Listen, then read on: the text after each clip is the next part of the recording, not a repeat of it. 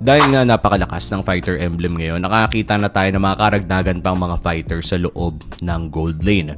Kita yan sa ating M7 wildcards, pero this is mostly dahil din lang kay Owl na nilaro yung Sora Gold Lane, kung saan naging maganda naman ang kanilang performance.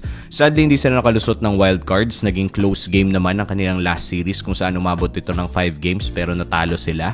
But the Gold Lane Sora definitely is something worth looking at, considering na isa rin siya sa mga heroes na bukod sa kayang maging assassin at killer ng backline, pwede rin siyang tumulong sa pag-engage ng mga teamfights dahil sa kanyang dual ultimate kung saan pipili ka na lang ng isa.